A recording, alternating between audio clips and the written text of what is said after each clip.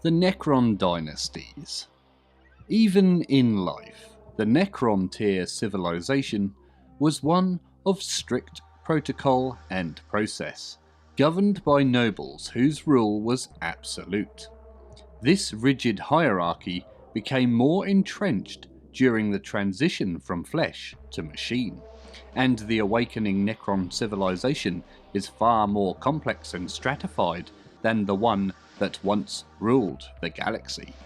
Every Necron belongs to a royal dynasty, one of the great houses of the ancient necrontyr.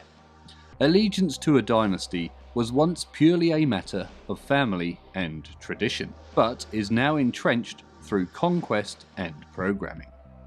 Every Necron noble is truly individualistic, and whilst they might share a common set of customs and loyalties, they rarely have a unity of purpose beyond that imposed by their superiors. Accordingly, whilst several neighbouring worlds might owe allegiance to the same royal dynasty, the agendas they pursue depends entirely on the whims and goals of each overlord or lord, rather than the broader traditions of the dynasty. Before the coming of the Catan, there were many hundreds of necrontyr dynasties. Some wielded vast political and military power, while others were vestigial and broken, echoes of once great houses.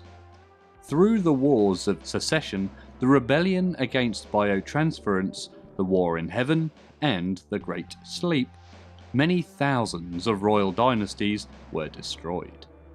It is impossible to say how many survived, save that they number in the hundreds or possibly thousands.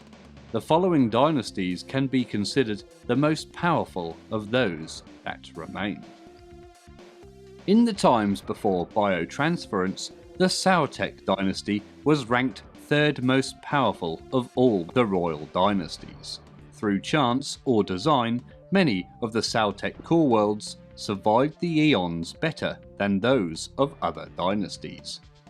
Now, this dynasty is more powerful than any other, and its nobility the most aggressive in attempting a new wave of expansion.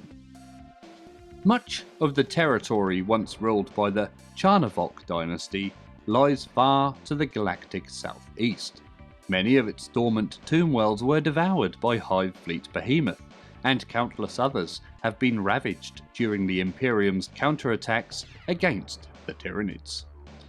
As a result, the remaining systems of the Charnavok dynasty are many, but small and scattered. The worlds ruled by the Orosk dynasty are heavily infected by the Flare virus, the result of a deliberate contamination conducted by pathfinders from the Alatok craft world. Year by years, the Orosk tomb world's populations shrink further as ever more Necrons devolve into flayed ones. The Atun dynasty rules many tomb worlds on the northern galactic rim, the birthplace of the necrontyr. Many of the ancient wonders of the galaxy lie under the control of the Phaeron of Atun and his powerful overlords, and still many more wait to be uncovered from tomb worlds not yet awoken. During the Wars of Secession, the nobles of the Nechthyst dynasty earned themselves a reputation as turncoats and betrayers, for many of them held to pacts and alliances only so long as it served their interests. Though these events were long ago, the taint of dishonour still hangs heavy over the Nechthyst dynasty, and few Phaerons of other lineages will stoop even to treat with them, let alone trust them. The Ogdebech dynasty was ever famed for its technical mastery. As a result, its tomb worlds were more prepared for the Great Sleep, and more completely outfitted with backup systems. The dynasty's relative power is therefore greater than in ancient times, for its people have emerged far more reliably from hibernation than most.